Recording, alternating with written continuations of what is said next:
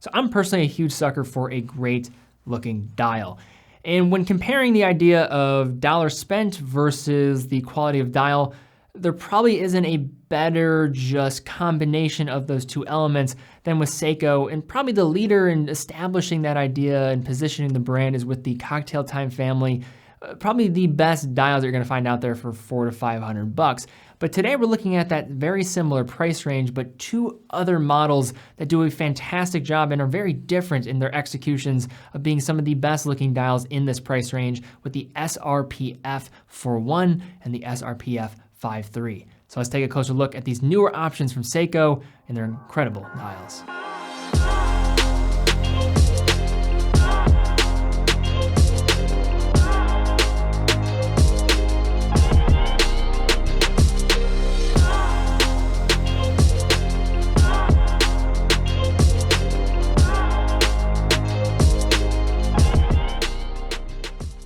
Now, before we get into this video looking at these really attractive looking Seiko watches and their dials, also want to look at two other eye-catching watches and their dials on TeddyBaldassarre.com. First one with the Panova Blue from Mulagasuta. And I am so just kind of perplexed why this watch isn't more popular or maybe considered when looking at that everyday watch style for $1,000. The dial color is going to be a little bit out there. It's got this rich sunburst blue, also getting 100 meters of water resistance, so it's certainly up to spec. But just south of $1,000, you're getting a Sellita automatic movement that is actually deconstructed and re-regulated again with Mula's proprietary woodpecker neck regulator system. It's going to assist against shock as well as fine-tuned regulation. Also looking at another option with a great dial, but a little bit different and kind of following suit to the Cocktail Time family, is the Fly Me to the Moon collection, the Frank Sinatra edition from Bulova. Now, Bulova and Frank Sinatra, in terms of their connection, you might be thinking, hey, this is a cheap cash grab. Well, Bulova is actually a huge proponent of TV advertising, and one of their first huge sponsorships was of the Frank Sinatra show. So this is one of a few different watches from this Frank Sinatra edition that were released for the holiday season last year. They've been received quite well, and from a dial standpoint, I think they're really attractive looking pieces. You are getting a Miyota 8000 series caliber in there, but from the look standpoint and the connection to Sinatra, for the right type of individual, these are really cool timepieces with really attractive looks on the front end. Both of these watches are available on TeddyBaldassarre.com, so check them out if you like a good looking dial and want something a bit different. Now, last year I looked at two Cocktail Time family watches, so there's the SRPB77 and then the SRPD37, and I can link to that video down in the description below. But basically the positioning behind that video were two of the best watches in terms of dials that you're going to find for that $400 to $500 range. And given those watches taking their inspiration from some very non-watch sources, we're going to be following suit here with the SRPF41 with its textured green dial being inspired by matcha tea, and then the light blue dial of the SRPF53 taking inspiration from what Seiko calls the serenity of a Japanese garden. So both of these watches are going to fall underneath the Presage collection, so going to be a little bit more dressy, but in regards to their wearability as well as two vastly different dial surfaces, are two great options when looking at this Presage family. First, looking at these watches from a high level, starting with the SRPF41. We have a case size of 38.5 millimeters, thickness of 11.9 millimeters,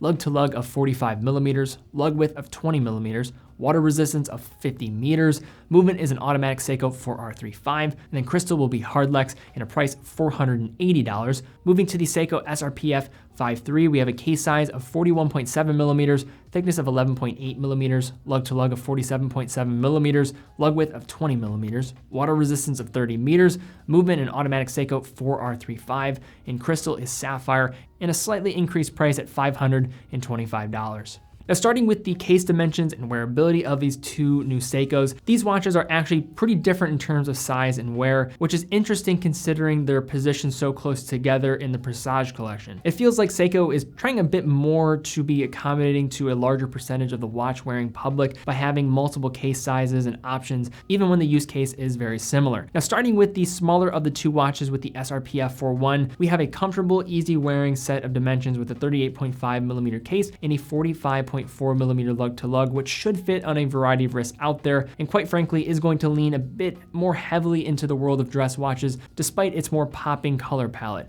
Whereas the SRPF53 is generally a bit larger at 41.7mm by a 47.7mm lug to lug distance. The case architecture of the green dial SRPF41 feels a bit more familiar, sharing many of the characteristics of the Cocktail Time family with its dome crystal and more traditional lugs with only a slight curve to them. Now the 53 offers a bit of a different feel, coming with a shorter lug design and of course the larger diameter, making the dial take up considerably more real estate. Yet in this case, there's going to be no way that's going to be dreading this fact given just the way this dial looks. Overall, in terms of wear, both are going to have their appeal. When it comes to wearing compactly and wearing more familiar, the 41 in no question is the watch that gets more of the nod there, but the 53 certainly wears smaller than its 41.7mm case will let on, wearing closer to that of a 39.5 to 40mm case. In regards to the case finishing and architecture, outside of the aforementioned differences in size, the execution is relatively similar with a full polished case including the step bezels, though the SRPF41 is a bit more defined with its angles, whereas the case execution of the slightly more expensive 5.3 features an overall more rounded approach across the lugs and casting upwards towards the polished narrow bezel. Other shared elements of these watches are the signed non-screw down crowns and matching exhibition case backs, which allow view of the also shared caliber we'll cover in a bit. One major point of differentiation here in the overall feel of these pieces is the strap option, with the slightly less expensive Matcha dial equipped with a vintage style leather strap in olive green with a Seiko sign deployant clasp, which is virtually the same strap and clasp seen on the newer midsize Alpinist collection with the SPB157 I took a look at recently. We'll link to that video in the description down below. The clasp is certainly an improvement compared to previous iterations, and as a cool note, the 2-button release doubles in both releasing the locking of the clasp, but also releases the hinge to resize with relative ease, so a very nice multi-purpose here. Now for the extra $40 that you'll spend with the SRPF53, you get a 5-link style bracelet with a butterfly clasp with alternative brushing and polishing across the links, which gives the watch overall more of a refined look compared to the more casual leather strap on the Matcha. Now the bracelet is no new face in the Seiko family of watches, and despite not being elite for the price and not featuring micro adjustment nor the most hefty of links, when sized using the pin and collar system, it can offer a nice everyday wearing experience, balancing breathability with a lack of extra weight. Other than the straps, another key point of differentiation, of course, is going to be the 2 materials used for the crystals, with the Matcha SRPF41 utilizing Seiko's Hardlex mineral here in a vintage box section style, and the SRPF53 surprisingly getting an ever so slightly domed sapphire upgrade, which is a big upside for a small difference in the price, though both crystals allow for a clear view with striking dials underneath. So with the title this video has, there's little secret to what the most eye-catching attributes of these watches are. Now starting with the SRPF41, which is a limited edition of 7,000 pieces, we have a dial inspired again by the color of matcha tea, a variety of green tea that is very popular in Japan as well as becoming just increasingly popular around the world. Matcha is, as you already surmise, a particular shade of dark green, and this dial really portrays the look of matcha powder used in making the tea with a sort of granular look Seiko has achieved by way of a pressing system. Now the texture of the dial catches the light in a way that it's interesting and attractive, and is lighter in color at the center and darker as you approach the applied steel hour markers, which alternate between Arabic numerals and faceted angular trapezoidal indices. At the center, faceted Dauphine steel style hands, and at the 3 an outline date wheel with a steel frame around it. Presenting the more traditional overall aesthetic in regards to color compared to the Matcha dial, the SRPF53 utilizes a simple colorway with a light blue and silver style surface with a blue second hand. However, the trick the 53 offers that is unlike anything else I have come across in the price range are the faceted applied indices with granular texture at their center. This makes for a visually interesting contrast with the highly polished leaf style hands at the center. In addition, is rarely seen where you have applied markers that are matching in their finish to the central dial surface as a whole. Yet despite this, it doesn't really subtract substantially from legibility. Also in a more symmetrical move, the SRPF53 includes a date window, but instead located at the 6 o'clock position. Both belonging to Seiko's Presage collection, the watches feature near identical dial text with a polish applied Seiko signature at the 12 o'clock position and Presage and automatic at the 6, though the text is slightly different between the watches. Now the execution and feel of these dials is simply too different to try to declare one better than the other, though there are certainly situations where one of these watches might make more sense compared to the other depending on how formally you're dressed and just really the look that you're going for. But again, I think it's safe to say that both of these are perhaps some of the best looking Seiko dials that you're gonna find for the money. Now, despite the aesthetic differences we've already covered, one area where these watches are identical is with the movement. With both of these Seikos utilizing the 4R35, also seen in many other dive watches as well as cocktail time family watches in the past. While still nothing fancy, this 4R35 unveiled back in 2011 does feature an up spec in terms of hacking and hand winding functionality that wasn't present with the 7S26 seen in less expensive, older Seiko models like the enthusiast favorite SKX collection. Despite a utilitarian level of finishing with mostly machine finishes and a signed gold tone rotor, the 4R35 has still proven its durability and reliability in thousands of Seiko watches and is an appropriate choice for Seiko watches in this price category. In terms of specification, the movement is going to be operating at 21,600 vibrations per hour or 3 Hertz, features hacking and hand winding, so hacking stopping that second hand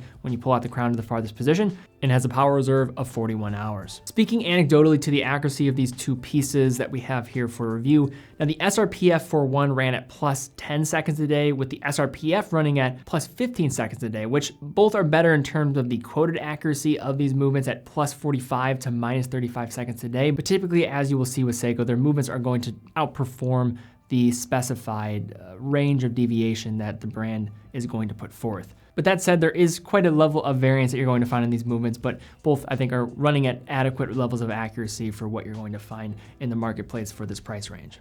Now at these lower price ranges in terms of watches, I think where a brand can really separate themselves, it's not gonna be with the movement inside of there. It's also perhaps not gonna be with some crazy case architecture, but the dial surface and what is displayed on the front of the watch in many ways is that point of differentiation.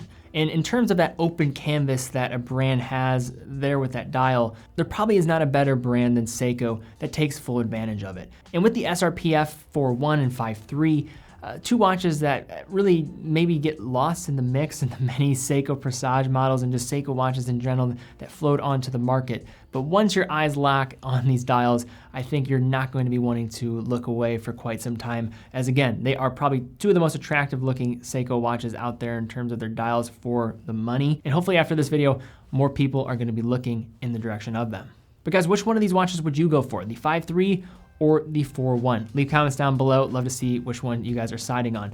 Also, if you did like this video, thumbs up, subscribe, and hit the bell icon. That is a great way to help out the channel. Please do give this video a thumbs up. Really would appreciate that. Also, check out those other watches mentioned at the beginning for some other great alternatives to cool looking dials in this sub $1,000 price range with that Panova Blue, as well as that Fly Me to the Moon from Bulova with that Frank Sinatra edition. Links will be in the description down below, available on TeddyBaldassarre.com. Also, if you want to stay up to date with the content, two great places to go. One will be the review channel where we're covering about 3 to 7 additional just watches a week and actual dedicated reviews on that channel. So definitely subscribe there. And then also Instagram, where you can see cool photos of watches and stay up to date with the content and see what's coming down the pipe. But guys, thank you again so much for watching. Be well, and I'll see you all very soon.